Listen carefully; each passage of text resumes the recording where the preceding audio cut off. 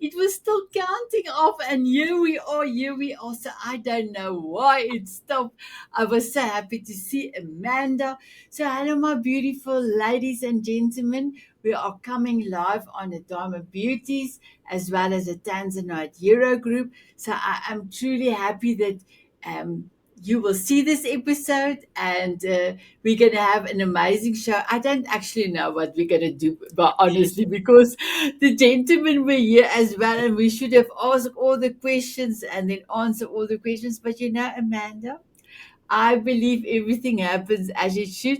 So, my beautiful Amanda, can you? I know that you have introduced you a few times, but just for the new people that don't know, just want to mention on the Diamond Beauties, we had 65 new ladies joining us. It's like for February, it's like amazing. And then for the gentlemen, I think there was 70 new gentlemen that was joining the Tanzanite Euros for February. So how Wow, incredible.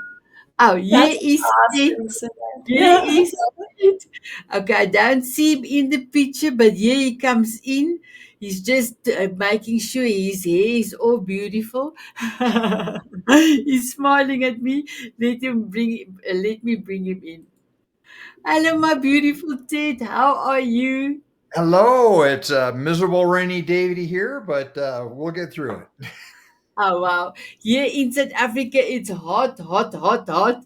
We're supposed to get cooler weather for going into autumn, but it is hot. You can see everything, the fan, everything is going. So my beautiful Amanda, just for all the new people that have joined us in the Tanzanite Heroes as well as in the Diamond Beauties, please may you introduce yourself. Sure. Thank you, Sunette. It's so wonderful to be here and good to see you again, Ted, too. So, Yes. yes, I am Amanda P. Burton. And as Sunette asked last week, what does the P stand for? The P stands for pain, but not a painful pain. It's the my grandmother's maiden name, which to me is just so warm and comfortable, and like a nice hug from your grandmother. So, Amanda, Amanda P. Burton. I live just north of Boston. In a small sailing and fishing town on the coast. Obviously, if it's sailing and fishing, it's just an absolutely wonderful community. And I feel so blessed to be here, to be able to live here. And I am a holistic leadership coach and a wealth mindset mentor. So I work with men and women and men, and help them to step into their leadership identity, to achieve their dreams and their goals with passion, purpose, and profits, and no pain. And yes, and it's such an honor and a privilege to be here and to be a part of the Diamond Beauties group as the wealth expert, wealth creation expert. And yeah, I love this time together. It makes me feel so wealthy to be a part of Wow. this group. So Wow, amazing. Thank you so much, Amanda. Before I go to you, Ted, I just wanted to let you know that on March the 10th, your time is changing again. You're going into daylight savings time.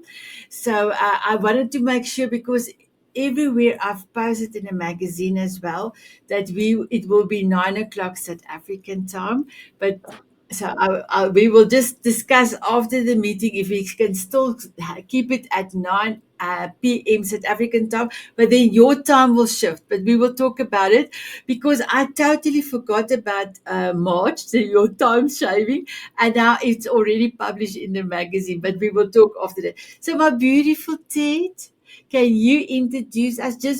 I told Amanda we had 68 new ladies that have joined the Diamond Beauties, and then we had 70 new gentlemen that have joined the Tanzanite Heroes. So there's a lot of new people that don't know you. And if you can please also introduce yourself. Thank you. Oh, great. Well, it's a pleasure to be here. This is, I think, my second or third session in one format or another, but I'm an author, vice president, and co-founder of DreamSmart Behavioral Solutions Group, where we help people use assessments to determine their natural behavior. And the part I'm most concerned about is how they work with money. I call it your money temperament. I'm an author of 3 books on behavioral finance.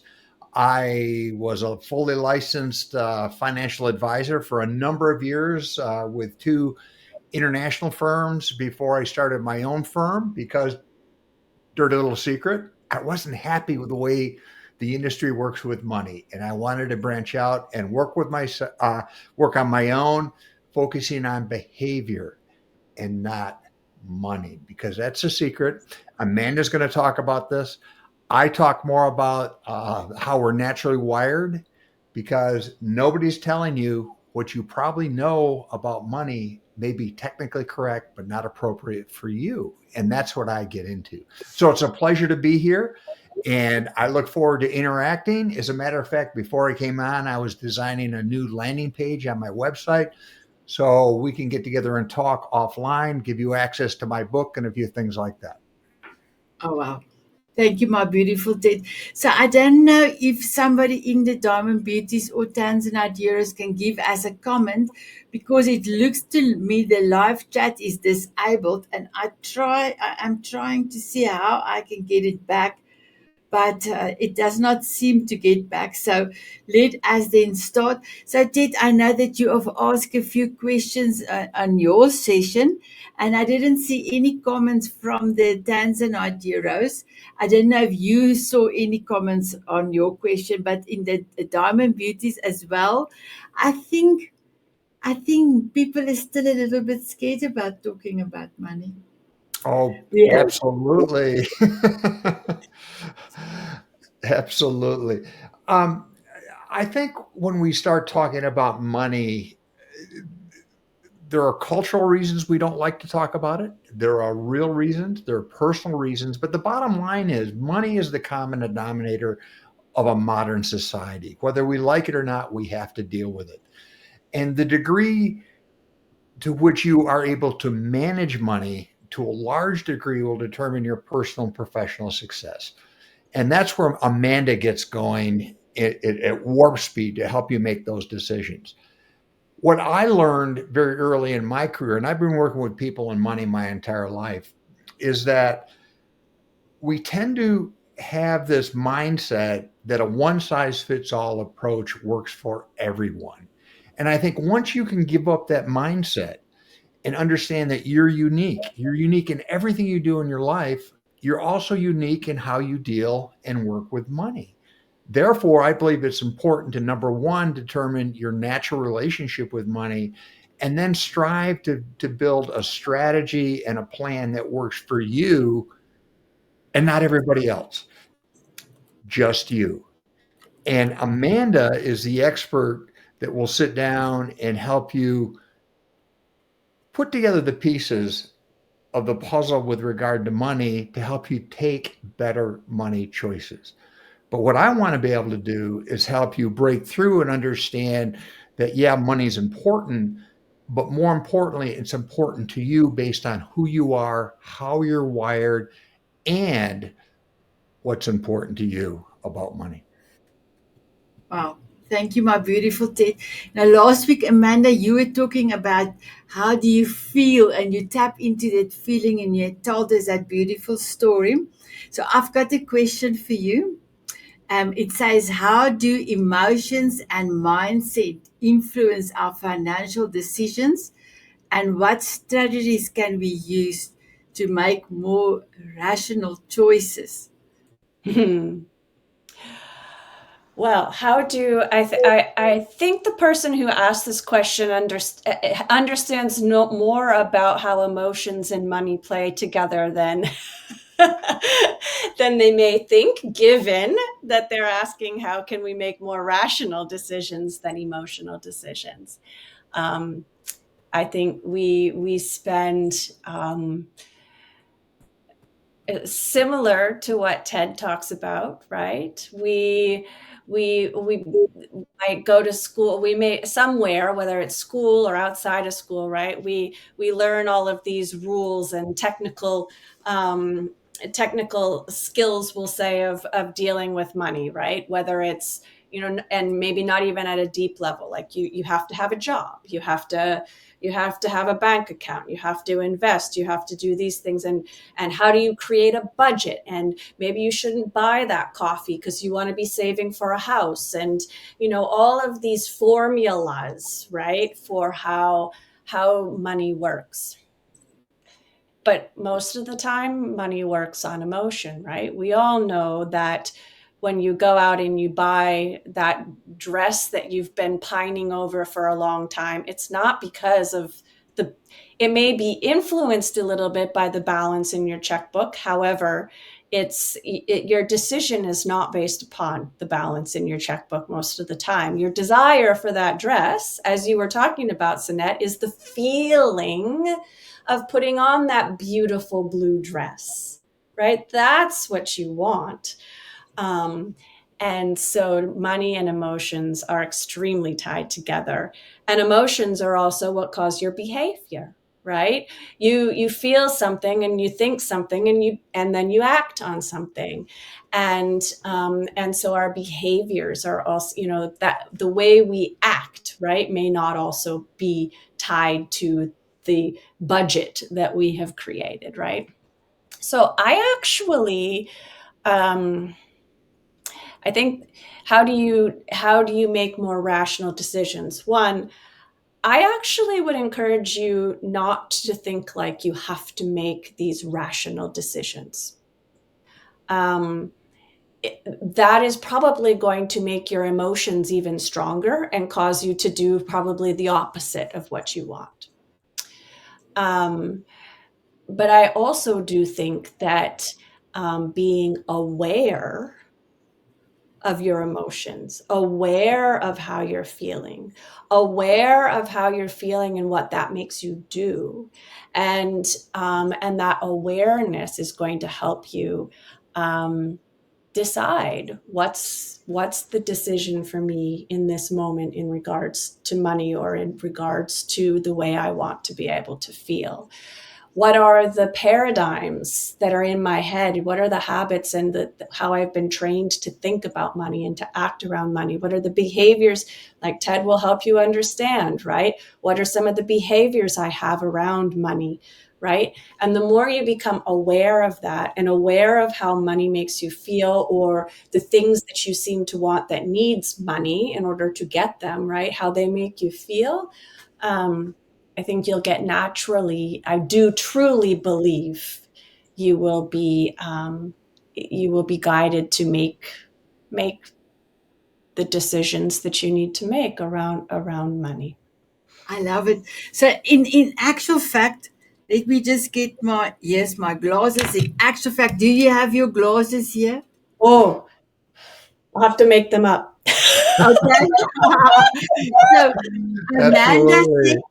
Amanda said, stop in the name of love before you spend a dime. I don't know a dollar. And that's exactly my beautiful Amanda, is to pause, because that pause will help you to just make a decision, because sometimes we just buy because of the sake of buying. I love that answer. So Ted, I have only one question for you as well. So the lady that is married for many years, and she asked, how can couples with different money temperaments navigate financial discussions and make decisions together? Oh man, what a great question. And I want whoever wrote that, I want to congratulate you for figuring out that you're different. In Western cultures in particular, we have this crazy assumption that money is this rational activity that we all do together, and we've got to move to this common place and a one size fits all approach for everyone. Well, in understanding the people around you, First, you need to understand that as humans, we're not necessarily hardwired to work well with money. And some people are wired to do it a little bit better than others. Now, better is a relative term because I know people that are analytics and number crunchers, and they still make ridiculous money choices. On the other hand, I know some people that are very emotional with their money, but they still seem to work through it. The reason being is they found a way that works for them.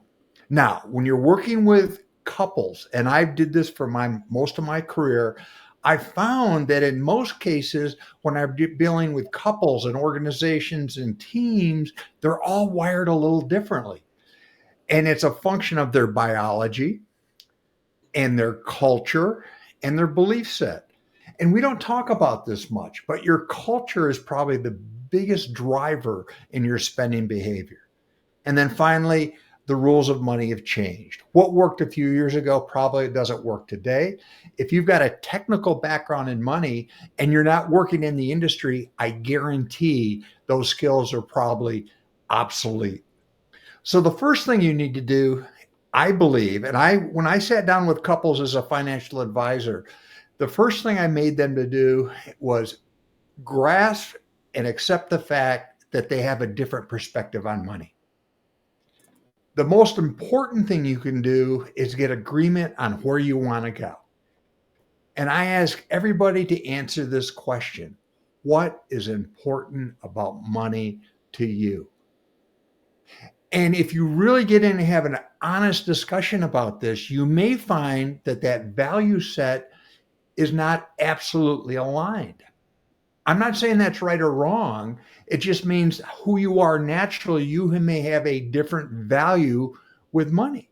For example, if you're naturally wired to be a spender, that is a non conscious value to you. You get emotional satisfaction of spending money, it's a relief. On the other hand, if you're a natural saver, it's just the opposite. Now, I'm not saying one is right or one is wrong. We've got to stop the judging.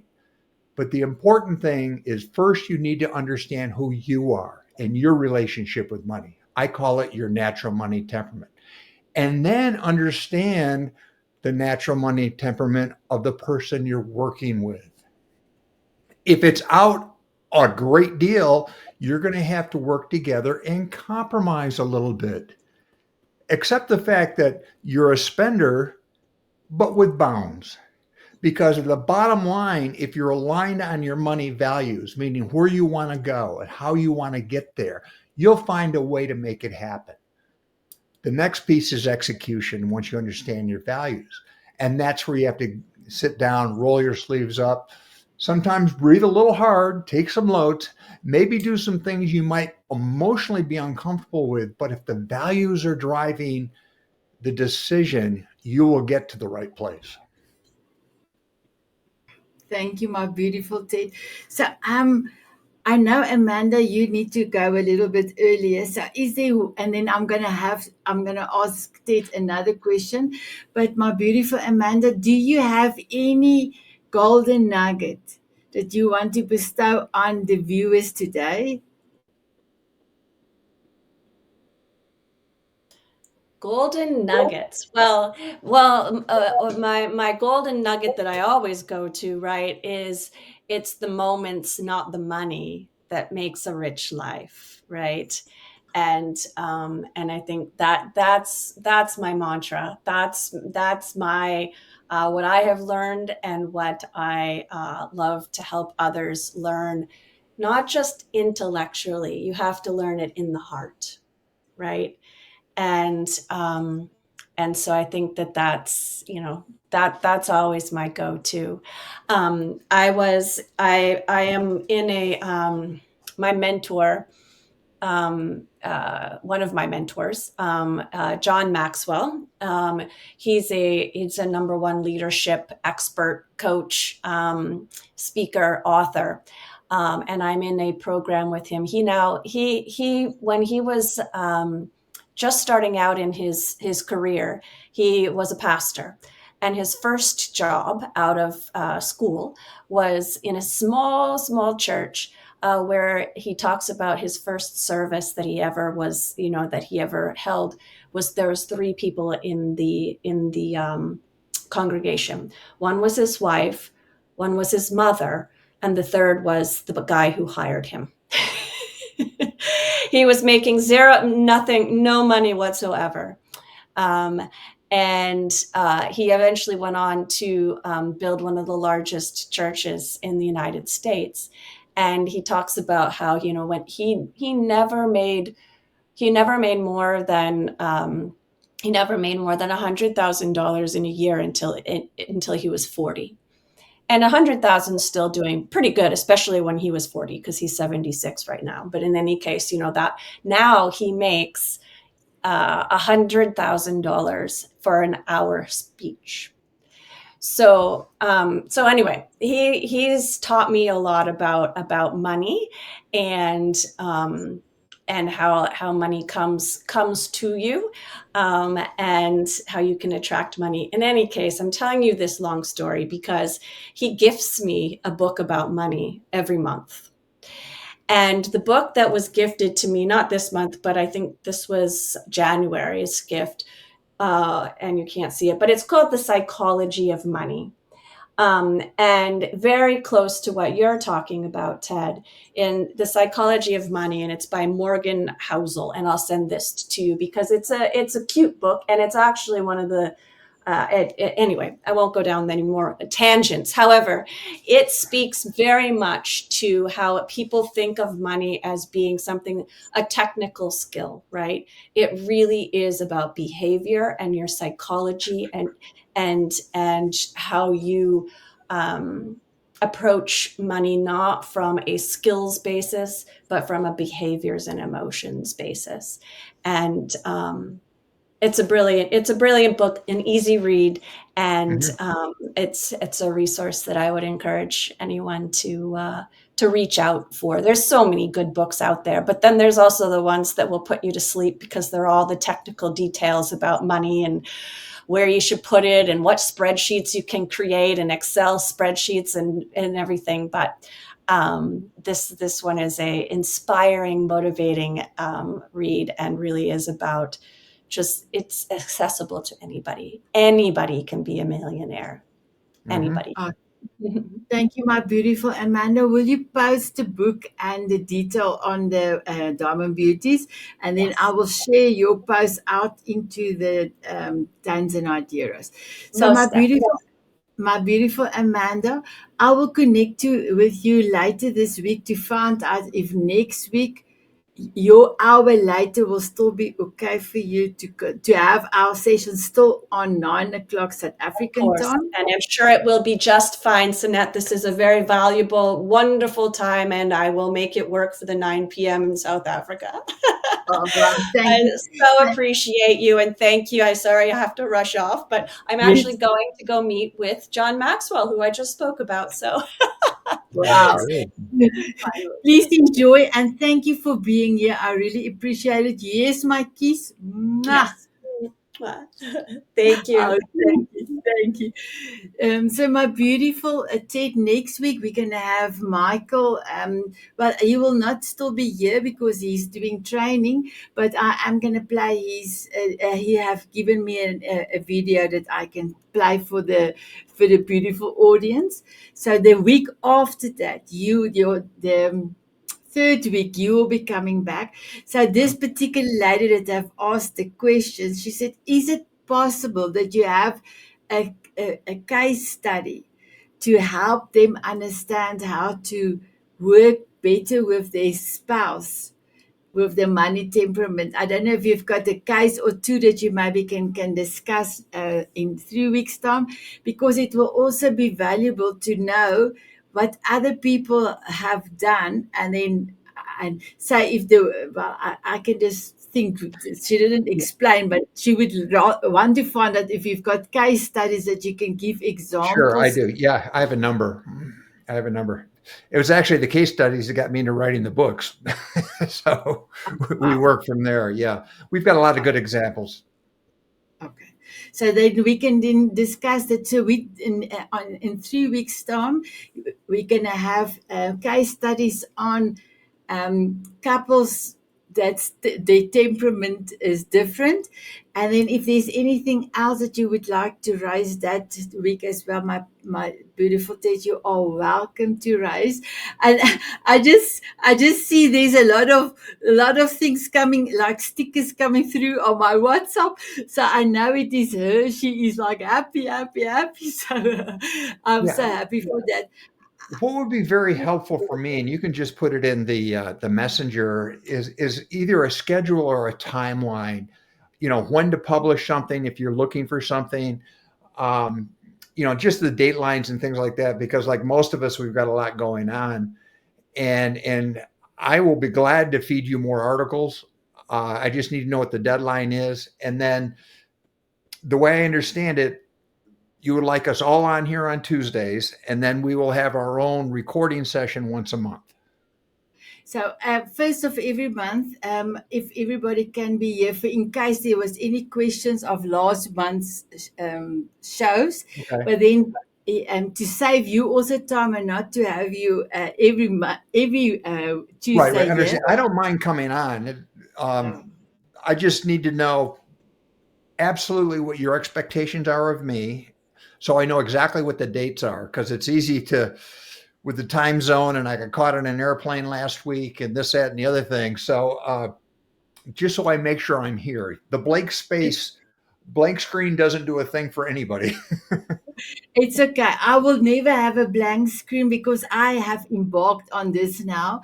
And even if so it happened that I am the only person here, I've got a arsenal of things to give, Perfect. not Perfect. your beautiful way of talking about money temperament, but I've got affirmations. I can always get something to do. So Ted, Okay. don't worry about that. So, do you have a golden nugget that you want to bestow on everyone today? Absolutely. Absolutely. Be honest with yourself with money. I think we put a screen up all the time. You've got your own unique relationship with money. Embrace it. Understand what it is. Most people are not dysfunctional with money. We all kind of really group in the middle. And maybe you're a little bit of a spender, a little bit of a saver. Maybe you like to have help, maybe you don't. Most of us cluster in the middle. Now, if you're at the extreme, that's a broader problem. And I think you need to sit down with a professional and talk about that, a financial advisor, somebody like Amanda. But most of us aren't like that. And I think we spend far much, too much time trying to be somebody else with money when it doesn't work. So, very simply, understand who you are with money. What makes you tick? What makes you upset with money? What makes you embrace money? What makes you happy with money? And then accept who you are. Don't judge. It's the judging piece that I think gets people into trouble, not only with relationships, but also at work. But it also adds unnecessary anxiety and unnecessary stress when you can sit down and say, hey, this is who I am. I need to control that piece of it very, very well. And if I do that, everything will work out. Wow, I love it. So, my beautiful Ted, I've got a message from Facebook to say I am not allowed to play my money song that I've used to play. So I need to get somebody to do a money song for me because I cannot play it anymore. But we can. Copyright. Yes, Yeah, yes. yes, we can dance out of my own song that Jennifer Gerard have written for me and as also sing with me. So I would love to ask you, my beautiful Ted, will you have a dance with me? I will. My beautiful diamond beauties and Tanzanite heroes, will you have a dance with us? Ted, they said yes, they said yes. Here we go.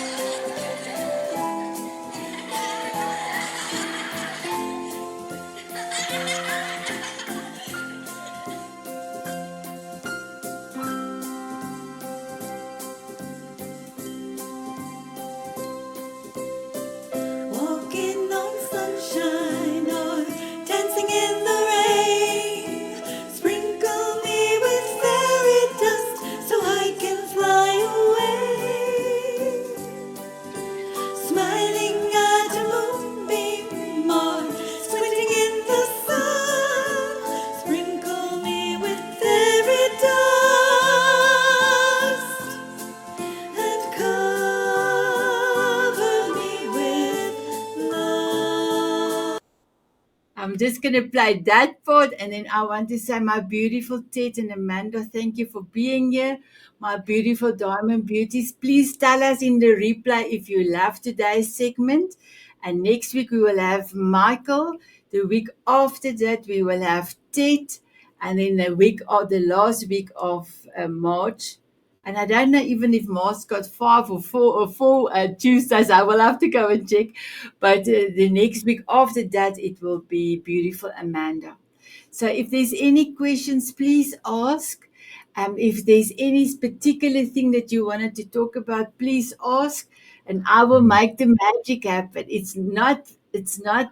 Um, the intention was money mastery, and I wanted to put some magic in because if you can make it easy, make it fun, then it's easy to manage your money. Oh, okay. I want to say thank you, Ted, and then bye bye, everyone. Have a beautiful rest of your day. Bye bye.